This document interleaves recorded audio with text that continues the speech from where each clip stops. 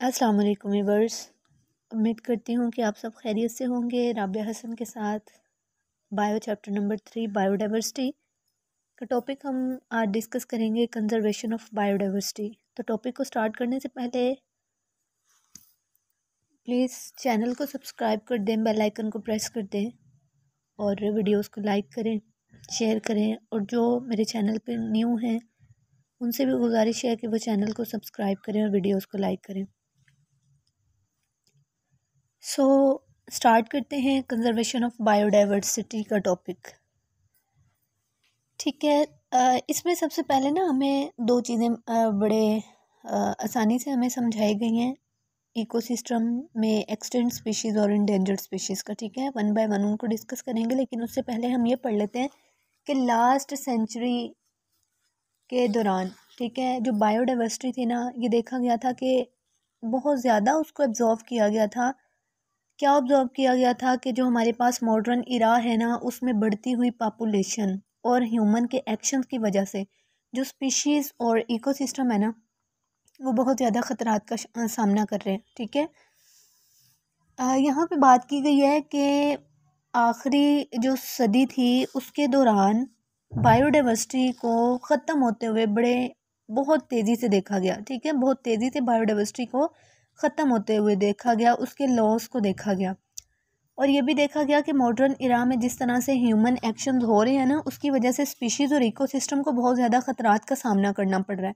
ठीक है, अब वो स्पीशीज़ जो कि इकोसिस्टम में रहती हैं उनको तो जाहिर सी बात है वो वहाँ पे रहेंगी, लेकिन ऐसी स्पीशीज़ जो कि ज़्यादा देर तक नहीं रह पाती, ठीक है, no longer lives in an ecosystem, और जो कि ख़त्म हो रही हैं, उनको कह रहे हैं हम एक्सटिंक्ट स्पीशीज़। ठीक है, वो एक्सटिंक्ट हो रही हैं। एक्सटिंक्ट का मतलब है नापेद हो रही हैं।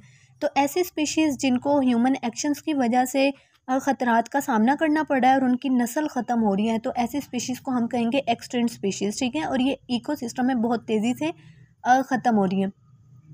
उसके बाद वो कह रहे हैं कि यहाँ पे बॉक्स में देखें जी, सबसे पहले आप अपना कंसेप्ट क्लियर करें यहाँ से। इन an ecosystem a species called extinct. ठीक है, किसी भी इकोसिस्टम में उस स्पीशी को हम तब एक्सटिंक्ट कहते हैं जब हमें पूरा शक हो जाता है, या ये कह लें कि जब हमें कोई शक की गुंजाइश नहीं रहती कि उस स्पीशी का कोई एक इंडिविजुअल भी जिंदा है। ठीक है, मतलब ये कि आप ये कह सकते हैं कि आप फुली कॉन्फिडेंट हो के ये बात कर रहे हैं कि इस स्पीशी का इस इकोसिस्टम में कोई लास्ट इंडिविजुअल भी बाकी नहीं है। ठीक है, तो ऐसी स्पीशीज़ जो कि टोटली नापेद हो रही हैं उनको हम कहेंगे एक्सटिंक्ट स्पीशीज़।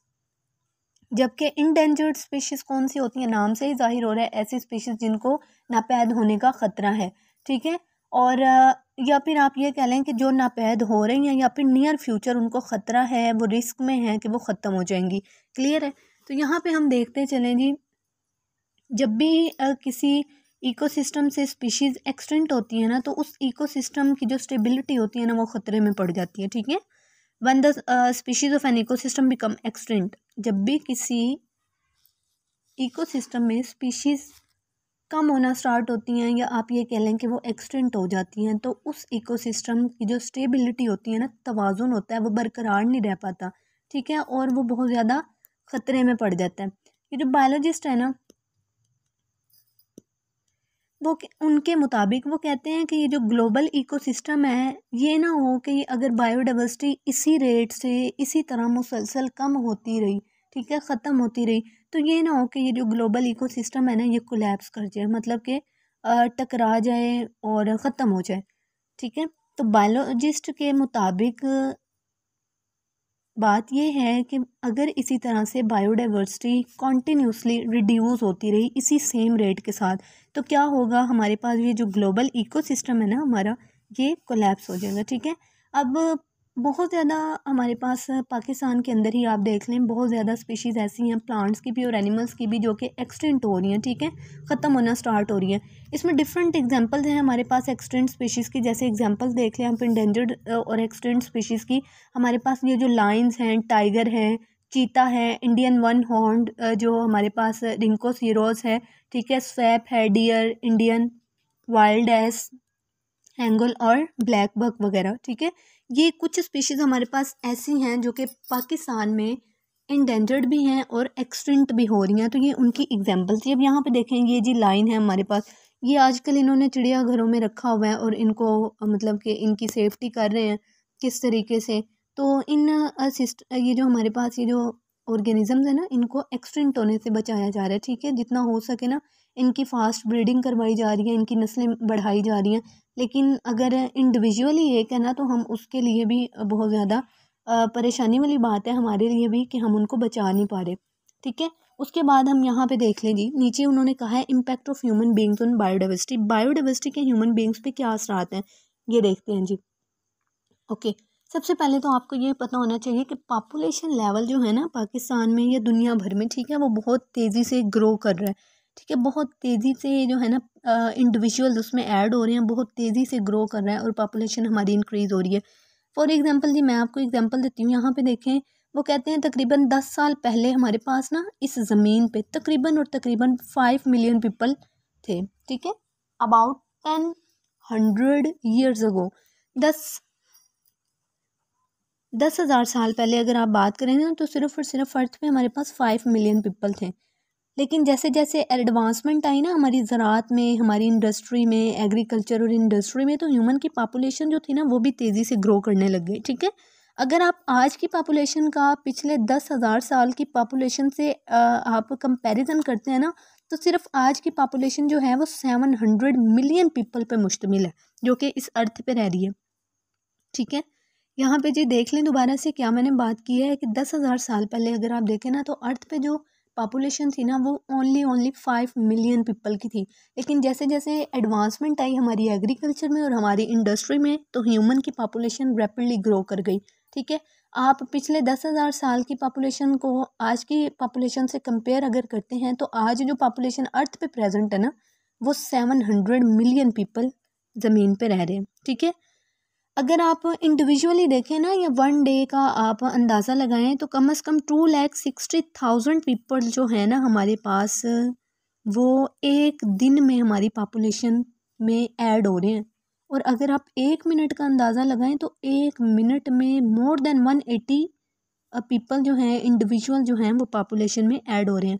इसका मतलब ये है कि हर मिनट में 180 इंडिविजुअल्स पॉपुलेशन में ऐड हो रहे हैं। तो एक दिन में मैक्सिमम 2,60,000 प्लस जो है हमारे पास इंडिविजुअल हमारी पॉपुलेशन में ऐड हो रहे हैं। क्लियर है? ओके, तो जी गाइस, यहाँ पे हम बात कर लेते हैं हैबिटेट की। सबसे पहले आपको पता होना चाहिए कि हैबिटेट क्या है। हैबिटेट किसी भी ऑर्गेनिज्म के रहने की जो जगह है ना, उसको हैबिटेट कहते हैं हम, ठीक है।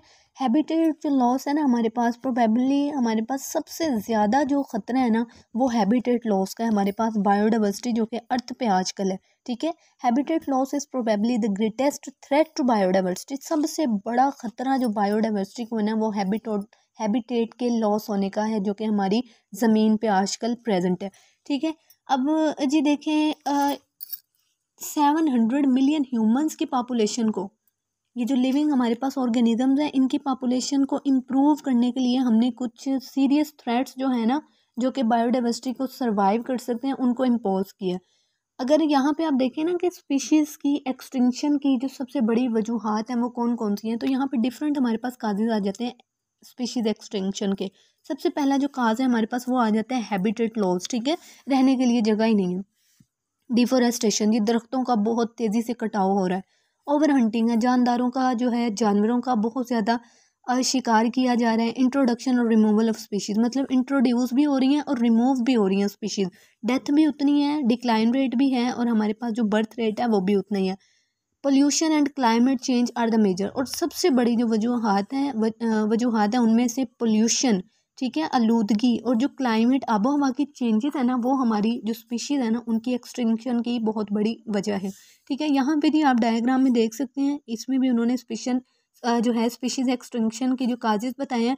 वो कहते हैं स्पेशल इंट्रोडक्शन जो है ना हमारे पास, वो 30 स्पीशीज़ इंट्रोडक्शन, सॉरी, ठीक है, स्पीशीज़ का जो इंट्रोड्यूस होना है वो 39% है, हंटिंग 23% है, जबकि हैबिटेट डिस्ट्रक्शन आप देखें तो वो 36% है, और जबकि दूसरे आप काजेज देखें तो वो ओनली 2% है। क्लियर है? उसके बाद ये बॉक्स देखते चलें। बॉक्स में क्या कहते हैं जी, आपको ये भी पता है कि हमारे पास कम्युनिटी क्या चीज़ होती है, ठीक है। कम्युनिटी में अगर एक पॉपुलेशन इंक्रीज़ हो रही है ना, तो डेफिनेटली दूसरी जो पॉपुलेशन है ना वो हमारे पास डिक्रीज़ होगी। और जब भी हमारे पास पॉपुलेशन एक इंक्रीज़ होती है दूसरी डिक्रीज़ होती है ना, तो ये बैलेंस जो है हमारे पास बन जाता है। लेकिन अगर एक चीज़ को हम बढ़ाई जाएँ और दूसरी को ना कम करें ना ज़्यादा करें, तो हमारी जो कम्युनिटी या इकोसिस्टम है ना उसमें बैलेंस नहीं रहता, ठीक है। फॉर एग्जांपल आप यहाँ पे सी स्टार की एग्जांपल देखें। ये जो सी स्टार जो समंदर में पाई जाती है, जिसको हम फिश कंसीडर करते हैं, but it's not a fish, ठीक है। क्योंकि फिश हम उसको कंसीडर करते हैं जो वर्टिब्रल एनिमल होता है, मतलब कि जिसमें वर्टिब्रल कॉलम प्रेजेंट होता है। तो due to the presence in water with the fishes, starfish describe fish, ठीक है। स्टारफिश को सिर्फ फिशेस की वजह से हम क्या करते हैं, फिश कंसिडर करते हैं। तो ये जो स्टारफिश है ना जो समंदर में रहती है, ये बहुत ज़्यादा मसल्स को खाती है, ठीक है। अगर हम सी स्टार्स को समंदर के एक रीजन से बिल्कुल ही रिमूव कर दें, ठीक है, तो मसल्स क्या होंगे, इंक्रीज हो जाएंगे। जाहिर सी बात है, सी स्टार मसल्स को खाती है, और अगर हम सी स्टार को ही कम कर देंगे तो मसल्स जो हैं उनकी तादाद बहुत ज़्यादा तेज़ी से बढ़ने लगेगी, क्योंकि उनको खाने वाली सी स्टार ही नहीं है, ठीक है। तो जिस तरह से मसल्स जितने ज़्यादा होंगे ना, तो मसल्स क्या खाते हैं, मसल प्रे करते हैं स्मॉल एनिमल्स पे, ठीक है। जब ये स्मॉल एनिमल्स को खाएंगे तो ये और इनकी जो है ना, तो ये रहने के लिए ना ये बड़ा मुश्किल हो जाएगा, ख़तरनाक सा हो जाएगा। क्यों? क्योंकि मसल्स की जो है ना अमाउंट बहुत ज़्यादा हो जाएगी, इनकी तादाद बहुत ज़्यादा हो जाएगी, क्योंकि हम सी स्टार्स को रिमूव कर चुके हैं, ठीक है। तो ये भी हमारे लिए एक एग्जिस्टेंस का बहुत बड़ा मसला है कि एक चीज़ के कम या ज़्यादा होने से ना दूसरे पर डेफिनेटली असर होता है। क्लियर है? तो अगर हम सी स्टार को एक रीजन से, समंदर के एक रीजन से ख़त्म कर देंगे, रिमूव कर देंगे, तो वहाँ पे मसल्स की तादाद डेफिनेटली ज़्यादा हो जाएगी। और जब मसल ज़्यादा होंगे तो इसका मतलब ये है कि मसल्स क्या करते हैं, वो शिकार करते हैं छोटे जानदारों का, छोटे छोटे एनिमल्स का, ठीक है। जिसकी वजह से क्या होगा, हमारे पास एग्जिस्टेंस बहुत ज़्यादा डेंजर में आ जाएगी, ठीक है, डेंजरस हो जाएगी। ओके, उसके बाद सेकंड बॉक्स में बताया जी यूकलिप्टस प्लांट्स, ठीक है। यूकलिप्टस प्लांट्स बेसिकली ऑस्ट्रेलिया में प्रेजेंट होते हैं और इनको इंपोर्ट किया जाता है, इंपोर्ट होते हैं ये ऑस्ट्रेलिया से, और इनको इंट्रोड्यूस किया जाता है पाकिस्तान में, ठीक है। बेसिकली ये वो प्लांट्स हैं जो कि बहुत ज़्यादा पानी एब्जॉर्ब करते हैं, वाटर को एब्जॉर्ब करते हैं, और जो हमारे पास अंडरग्राउंड वाटर लेवल होता है ना उसको डिस्टर्ब कर देते हैं, ठीक है। तो ये वो प्लांट्स हैं जो बहुत ज़्यादा पानी को एब्जॉर्ब करते हैं, कंज्यूम करते हैं, और अंडरग्राउंड वाटर लेवल को क्या कर देते हैं, डिस्टर्ब कर देते हैं। ये बहुत ज़्यादा ख़तरनाक होते हैं दूसरे प्लांट्स के लिए, ठीक है। क्योंकि अगर इसके साथ काफ़ी ज़्यादा प्लांट्स लगे हुए हैं ना, तो ये क्या करेंगे, दूसरे प्लांट्स का भी पानी अपनी जड़ों में खींच लेंगे। खुद तो ग्रो कर जाएंगे, लेकिन क्या होगा जी, साथ में जितने भी प्लांट्स हैं ना उनके लिए शॉर्टेज ऑफ वाटर हो जाएगा, ठीक है, पानी की कमी हो जाएगी, और उनकी क्या हो जाएगी, डेथ हो जाएगी। क्लियर है? तो यहाँ पे ये जो हमारे पास स्मॉल प्लांट्स के लिए बहुत ज़्यादा डेंजरस होते हैं यूकलिप्टस प्लांट्स, ठीक है। तो यूकलिप्टस प्लांट्स बेसिकली ये ना हम इसलिए इस्तेमाल करते हैं कि जब खुदा ना खास्ता जब सैलाब वगैरह आ जाता है ना, तो ये उन जगहों पे बहुत ज़्यादा कारआमद साबित होते हैं, क्योंकि जब भी सैलाब आता है तो ये पानी को बहुत ज़्यादा कंज्यूम करते हैं, ठीक है। क्लियर है जी गाइस? तो ये था हमारा आज का टॉपिक। अगर आपको लेक्चर की समझ आई है तो प्लीज़ चैनल को सब्सक्राइब करें, वीडियोस को लाइक करें, बेल आइकन को प्रेस करें, ताकि मेरी आने वाली वीडियोस आप तक पहुंचती रहें।